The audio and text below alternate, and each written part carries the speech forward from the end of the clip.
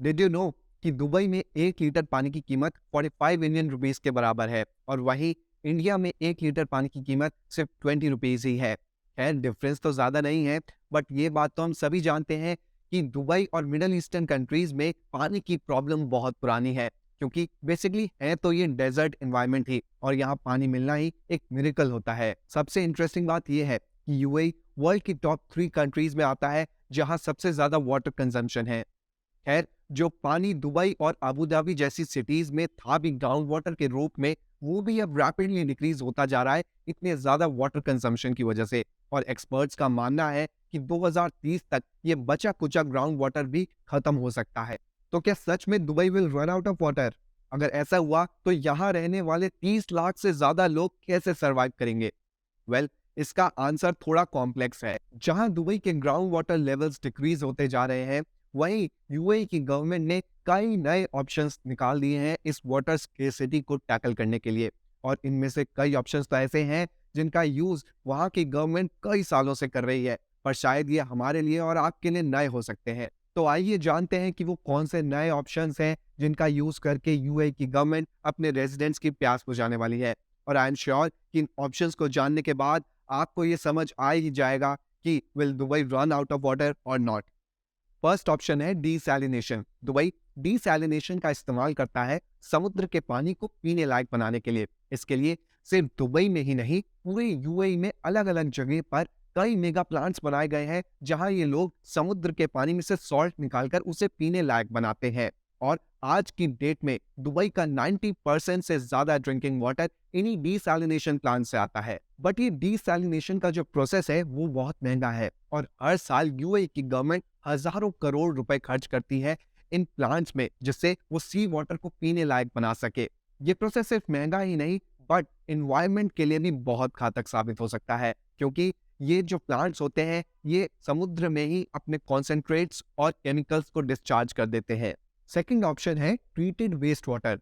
Dubai जानता है कि उसके पास वाटर जो है वो एक बहुत स्केर्स रिसोर्स है, इसलिए वो हर मीन से वाटर को हार्वेस्ट करता है। इसी का एक ऑप्शन है treated waste water.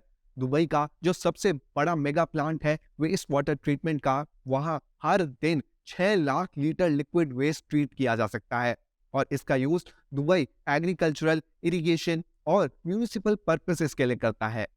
Third option है ग्राउंड वाटर।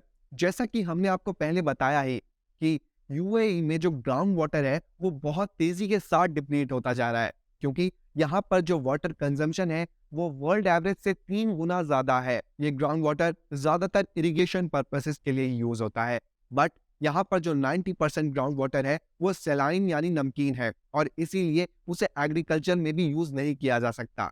अब जो ये 10% ग्राउंड वाटर है जो सेलाइन नहीं है, उसे ही एग्रीकल्चर में यूज किया जा सकता है। और पिछले काफी टाइम से यूएई की गवर्नमेंट के द्वारा चलाए गए ग्राउंड वाटर मॉनिटरिंग और रेगुलेटरी प्रोग्राम्स के थ्रू अगर देखा जाए तो वहां के ग्राउंड वाटर लेवल्स में थोड़ा इंप्रूवमेंट आया है, बट ये स्टिल थोड़े बहुत एग्रीकल्चर को ही सपोर्ट कर सकते हैं। अगर ऐसे प्रोग्राम्स लंबे टाइम के लिए चलाए जाएं तो श्योरली ग्राउंड वाटर लेवल्स में इंप्रूवमेंट हो सकता है।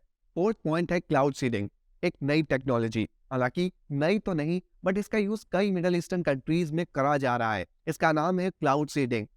सिंपल वर्ड्स में बताएं तो एक प्लेन को आसमान में भेजा जाता है जहां जाकर वो कुछ केमिकल्स रिलीज करता है, जिससे केमिकल रिएक्शन होता है और आर्टिफिशियली बारिश को क्रिएट करा जाता है। हालांकि ये मेजर कर पाना तो बड़ा मुश्किल है कि क्लाउड सीडिंग के थ्रू कितनी बारिश हुई है, बट एक्सपर्ट्स का मानना है कि ये डिसैलिनेशन के प्रोसेस से तो सस्ता ही पड़ता है।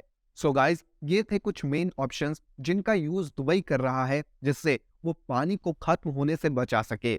एक दो और ऑप्शंस जैसे कि वाटर को दूसरी कंट्रीज से इंपोर्ट करना भी इन ऑप्शंस में शामिल है। और इसी के दम पर आज दुबई कॉन्फिडेंटली ये बात कह सकता है कि भले ही वो एक वाटर रिच सिटी ना हो, but still it is not going to run out of water any time सून।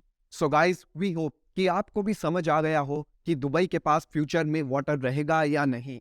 अगर आपको लगता है कि हमने कोई पॉइंट मिस कर दिया तो do let us know in the comment section below. और अगर आपको ये वीडियो अच्छी लगी तो please subscribe to our channel crust. Meet you in the next video. Until then, tata, bye bye.